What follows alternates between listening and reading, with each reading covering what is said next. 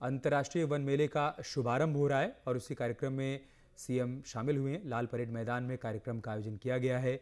जन जन का सम्मान ये सरकार कैसे कर रही है, ऐसे आयोजनों के जरिए उसका जिक्र किया जा रहा है और इस कार्यक्रम का शुभारंभ खुद मुख्यमंत्री डॉक्टर मोहन यादव ने किया है।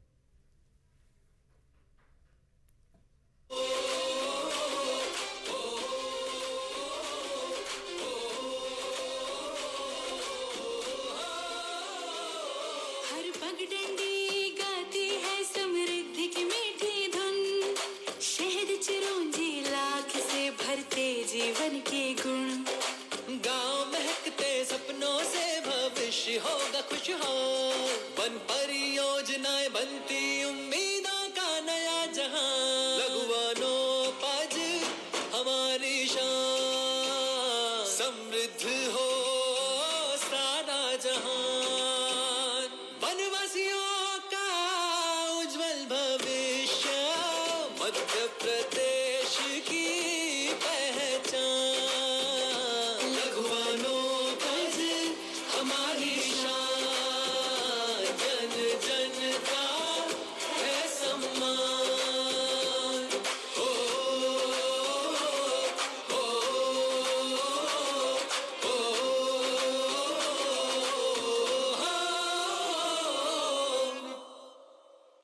हार्दिक धन्यवाद माननीय मुख्यमंत्री जी।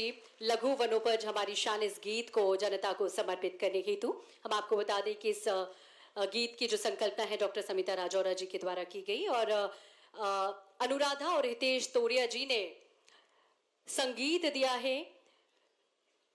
ये सुंदर गीत जब आप सभी सुन रहे थे तो हम चाहेंगे एक बार जोरदार तालियां आप सभी की ओर से भी होना चाहिए। आप सभी को समर्पित ये गीत, बहुत सुंदर गीत। और अब क्रम है जब हम उस पहचान का अनावरण करने जा रहे हैं जो मध्य प्रदेश के वनों में निर्मित निहित विश्वास, परंपरा और उत्तरदायित्व का प्रतीक है।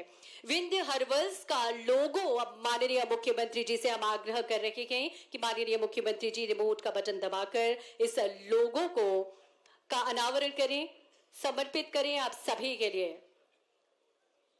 तालियां हम सभी की ओर से जोरदार होना चाहिए। देवियों सज्जनों, वनों से उपजे उपहार की, विश्वास की और विंध्य हर्बल्स की एक नई पहचान की। मिट्टी जो वनों को पोषण देती है और स्थायित्व की नींव रखती है। जल जो जीवन की निरंतर धारा है और पीढ़ियों से संचित ज्ञान को आगे बढ़ाता है।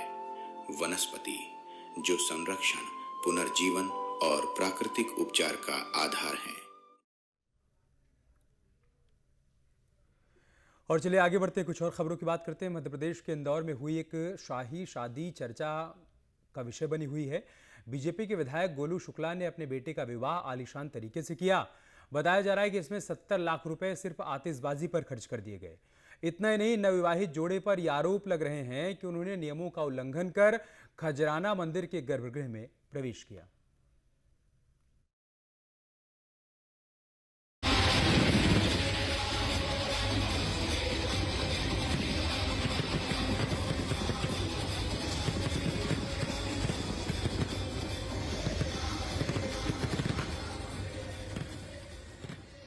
रंग बिरंगी आतिशबाजी हो रही है, जमीन से आसमान तक रोशनी है।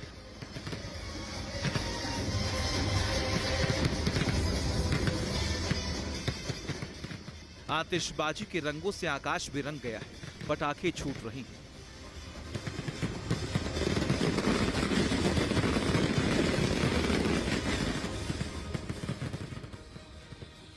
और ये पंडाल देखकर लगता है कि ये किसी फिल्म का सेट है।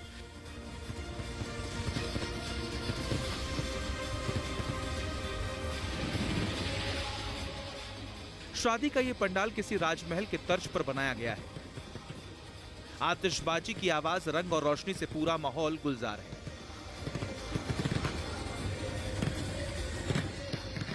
ये तस्वीरें इंदौर 3 विधानसभा क्षेत्र के विधायक गोलू शुक्ला के अंजनीश के विवाह समारोह का है।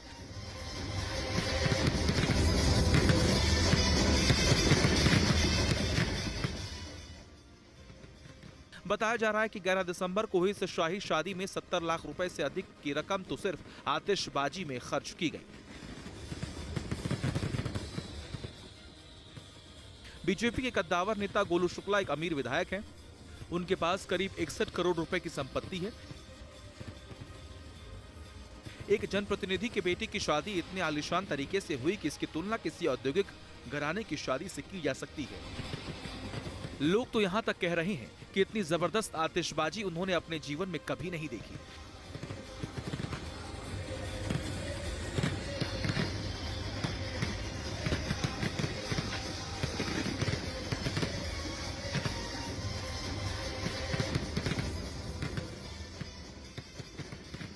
इंदौर में सनातनी विधायक के नाम से मशहूर गोलू शुक्ला के बेटे की शादी अब राजनीतिक गलियारों से लेकर सोशल मीडिया तक चर्चा का विषय बनी हुई है। हालांकि वायरल वीडियो और दावों की आधिकारिक पुष्टि नहीं हुई, लेकिन शादी की भव्यता ने लोगों का ध्यान जरूर खींच लिया है।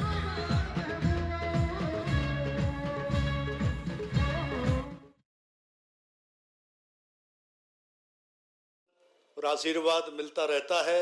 ऐसे हमारे मध्य प्रदेश के यशस्वी मुख्यमंत्री आदरणीय डॉक्टर मोहन यादव जी हम सबके बीच में मंच पर उपस्थित हैं। मैं चाहूँगा जोरदार तालियों से स्वागत आदरणीय मुख्यमंत्री जी का करें। हम सबके बीच में वरिष्ठ नेता हमारे लोकप्रिय विधायक आदरणीय भगवान दास सबनानी जी भी मंच पर उपस्थित हैं। हमारे सम्माननीय किशन सूर्यवंशी जी जो हमारे भोपाल के अध्यक्ष हैं। हम सबके बीच में सम्माननीय अशोक गढ़वाल जी, सम्माननीय अंबाड़े जी, हमारी मैडम आदरणीय डॉक्टर समिता राजौरा जी, सम्माननीय हमारे प्रफुल्ल जी, सामने बैठे हमारे सभी विभाग के अधिकारीगण, सभी पत्रकार साथीगण, उपस्थित दूर दूर से आए सभी जनता जनार्दन और ज्येष्ठ और श्रेष्ठ सभी हमारे भाइयों और मातृशक्ति हमारी माता बहनों, आप सबका मैं बहुत बहुत स्वागत करता हूं, वंदन करता हूं, अभिनंदन करता हूं। निश्चित रूप से ये वन मेला अंतर्राष्ट्रीय वन मेला 11वां वन मेला है। जिस प्रकार से इस वन मेला का आप देख रहे हैं भव्यता की और दिव्यता दिखाई दे रही है, निश्चित रूप से हमारे माननीय मुख्यमंत्री जी का भी बड़ा इसमें वो रहता है कि इस वन मेला के माध्यम से जिस प्रकार से मध्य प्रदेश के हमारे छोटे लोकल उद्यमियों को बढ़ावा देने का जो उद्देश्य हमारे मुख्यमंत्री जी का है, आज निश्चित रूप से वो दिख भी रहा है। और आने वाले समय पर आपको बता दें कि पिछली बार यहाँ 300 स्टॉल लगी थी, इस बार 350 स्टॉल लगी है। निश्चित रूप से ये कहीं ना कहीं हमारे मुख्यमंत्री जी के मार्गदर्शन में जिस प्रकार से हमारे वन विभाग के अधिकारी काम कर रहे हैं, अलग अलग प्रकार से आपको स्टॉलें मिलेंगी। कई जड़ी बूटियों की स्टॉलें मिलेंगी आपको, हमारे कई डॉक्टर होंगे, कई वैद्य होंगे, अलग अलग हमारे कपड़े की शॉप होंगी, अलग अलग फ्रूटों की शॉप होगी। आप निश्चित रूप से ये वन मेला हम सबके बीच में जो है, हमारा एक ही उद्देश्य है, हमारे माननीय मुख्यमंत्री जी का उद्देश्य है कि मध्य प्रदेश के हमारे लोकल जो छोटे छोटे दुकानदार हैं उनको बढ़ावा मिले। इसका उद्देश्य ये है और ये उद्देश्य दिख भी रहा है। जिस प्रकार से इस प्रकार की जो व्याकुलता रहती है मध्य प्रदेश के अंदर, जैसी वन मेला आता है लोगों के अंदर उत्साह रहता है कि वन मेला चालू होने वाला है। हमने तो मुख्यमंत्री जी का भी निर्देश भी हुआ था कि भोपाल में वन मेला होता है। अब दूसरा वन मेला माननीय मुख्यमंत्री जी ने आदेश किया है, उनके मार्गदर्शन में उज्जैन में भी अभी वन मेला लगेगा। निश्चित रूप से हम सबको इसमें शामिल होने का अवसर मिला है और मुझे भी अवसर मिला, तो निश्चित मैं पुनः आप सभी का बहुत बहुत धन्यवाद देता हूं और आपसे कहता जरूर हूं कि एक एक स्टॉल जरूर देख के जाए।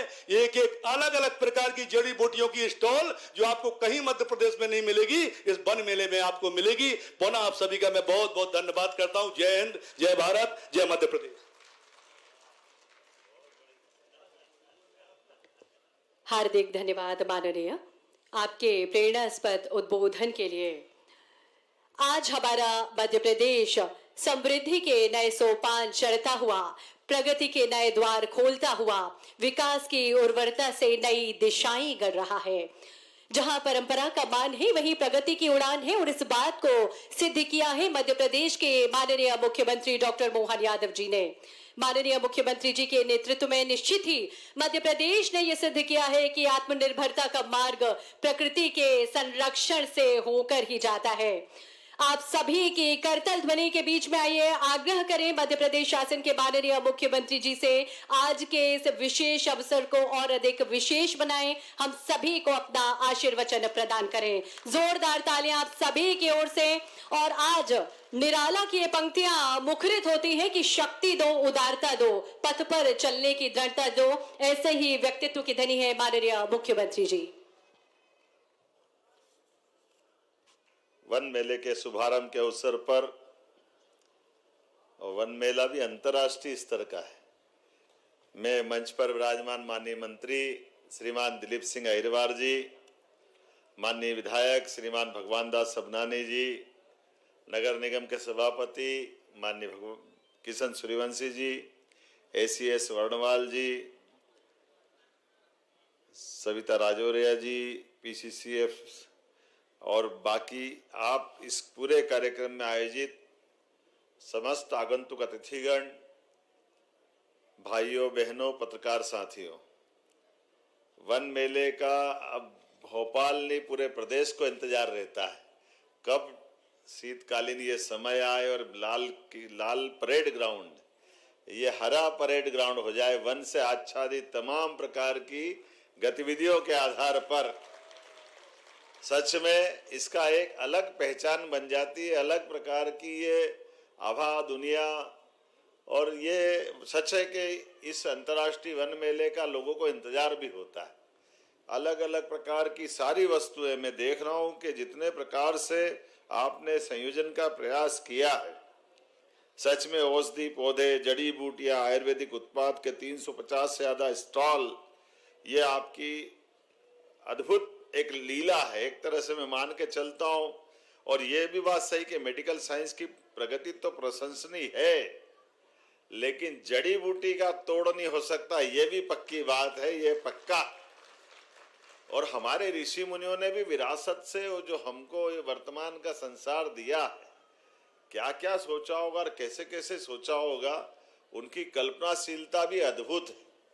हमारे लिए जाने अनजाने हमारे साथ ये प्रकृति की वरदान वाली वस्तुएं कैसे हमारे भोजन में शामिल हो गई।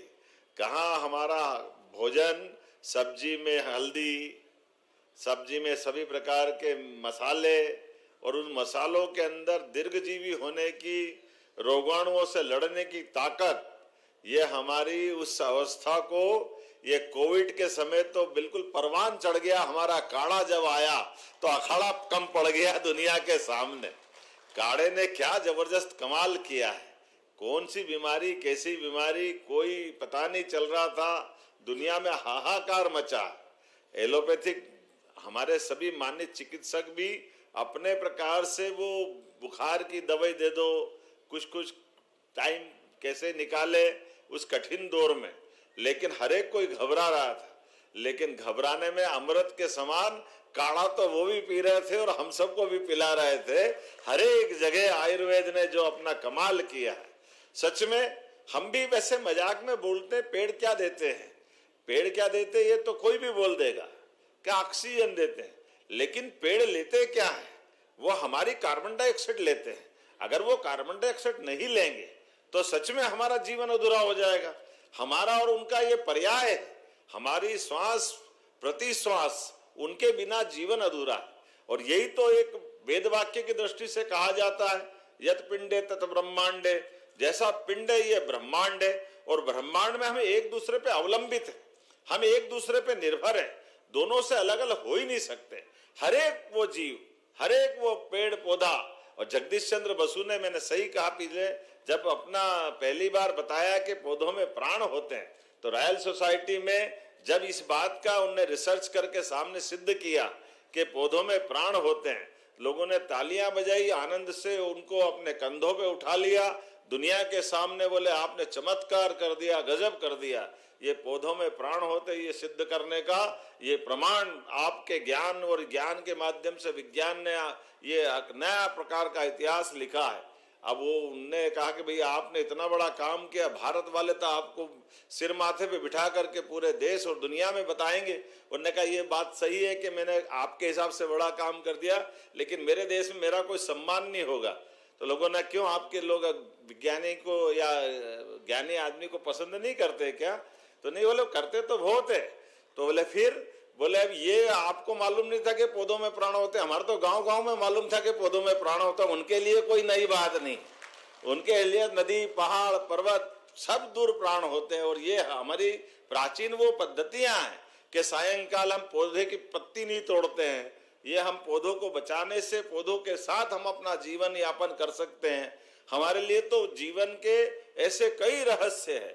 परमात्मा की दया से जब कभी निराशा का क्षण आते हैं तो हमारे तो वनगमन की परंपरा है, इसलिए 4 आश्रम में से वानप्रस्थ आश्रम ये सबसे अच्छा आश्रम माना जाता है। जब आप अपने सांसारिक जीवन से परिपूर्णता के बाद अपने जीवन का और अच्छा समय गुजारना हो, अपने संसारिक उत्तरदायित्व में बेटे बेटी की शादियां हो जाए, जीवन के आपके बेहोश जो यौवन अवस्था के लिए उसके बाद के दौर में आपका जीवन सच्चे अर्थों में समाज जीवन के लिए कैसे काम आ सकता है। तो 50 से 75 साल की अवस्था का जो वानप्रस्थ जीवन है, सच्चे अर्थ में बाद का संन्यास काल तो एक तरह से हमारी वो अध्यात्म की दुनिया में चला जाता है, लेकिन चराचर के इस जगत में उससे जुड़ने के साथ हमने सबने देखा ऋषि मुनियों ने अपने जीवन काल में, हमारे यहाँ तो ऋषि मुनि भी 2 अलग अलग विधाएं हैं, उनके आधार पे हमको जानने का मौका मिलेगा।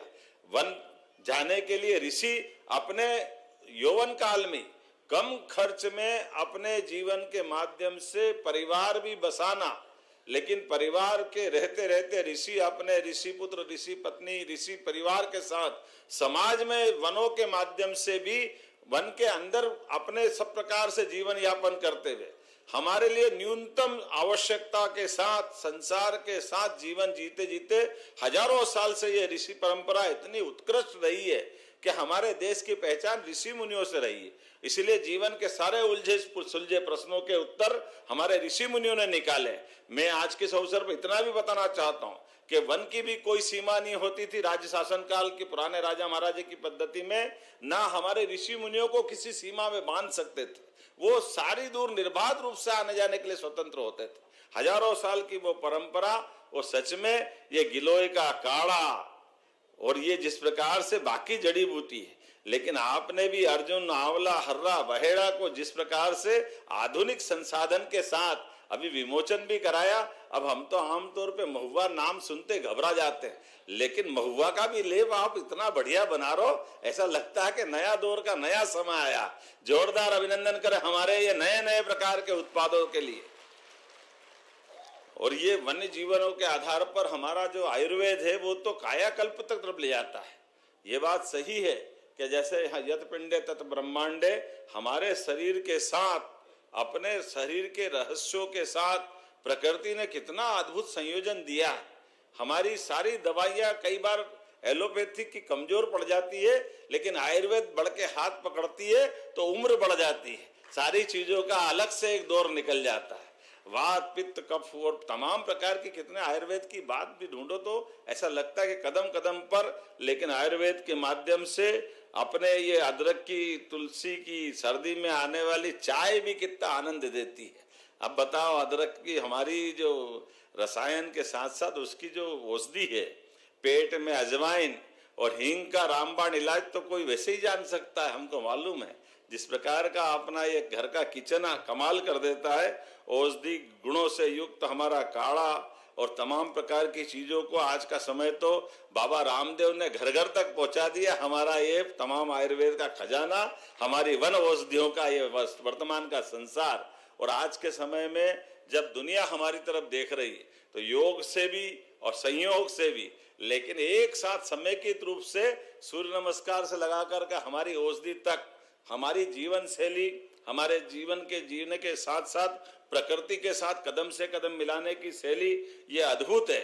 ऐसे में मैं अपनी ओर से वेलनेस की दृष्टि से भी हमारी सरकार के बनने के बाद मुझे इस बात का आनंद है कि पहले केवल 7 आयुर्वेदिक कॉलेज थे, एक साल में हमने 8 नए आयुर्वेदिक खोलने का, आयुर्वेदिक महाविद्यालय खोलने का शासकीय स्तर पे भी निर्णय किया।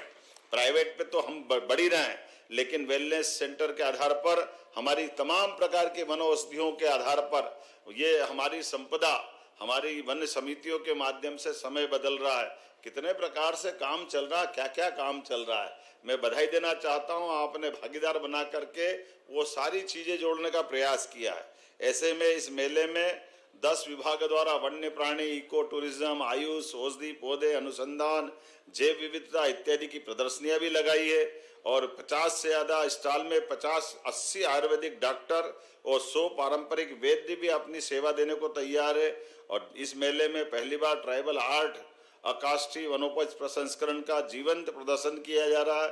दोना पत्तल निर्माण, सबई रस्सी बनाना, शहद के प्रसंस्करण, बुदनी के खिलौने, लाख और गोंड के आर्ट, ऐसी कई कलाओं के लिए कितने प्रकार से संयोजन किया गया।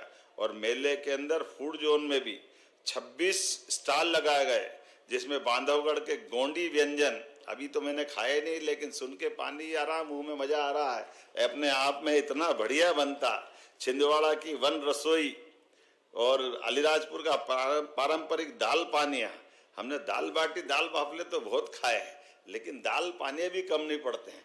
वो वाकई हमारा झाबुआ का इतना बढ़िया भोजन है, आनंद आ जाता है। ऐसे में कई सारी प्रकार की बहुत सारी चीजें जुटाने का प्रयास किया। हमारी सरकार भी प्राथमिक वनोपज सहकारी समितियों को, जिला वन यूनियनों को, अनुसूचित जाति, जनजाति, पिछड़ा वर्ग को आर्थिक रूप से सशक्त बना रही है। और वैसे तेंदुपत्ता से लेकर कई जगह हमने बोनस के आधार पर हमारे वन्य आधारित जो ये समिति के लोग हैं या तेंदुपत्ता संग्रह के, उनको मदद के लिए कदम बढ़ाएं। आज 32 लघु वनोपज की न्यूनतम समर्थन मूल्य 25% की वृद्धि ये ट्राइफेड के माध्यम से की जा रही है। मैं एक बार फिर अपनी ओर से इसलिए भी बधाई देना चाहता हूं, जहां मैं बात कर रहा हूं वहां रातापानी अभयारण्य बार-बार लिख के दे देते हैं। ये डॉक्टर विष्णु श्रीधर वाकणकर हमारा अभयारण्य है, जोरदार अभिनंदन करें। भोपाल का ये हमारा टाइगर भी, अब टाइगर रिजर्व पार्क भी बहुत अद्भुत ऊंचाई हासिल कर रहा है। उसी प्रकार से माधव नेशनल पार्क भी उसी प्रकार से जरा ये नवा है। और सागर जिले में अब भीमराव अंबेडकर अभयारण्य, श्योपुर में जहानगढ़ अभयारण्य की स्थापना, चीते हमारे परिवार बढ़ाते बढ़ाते गांधी सागर तक पहुंच गए।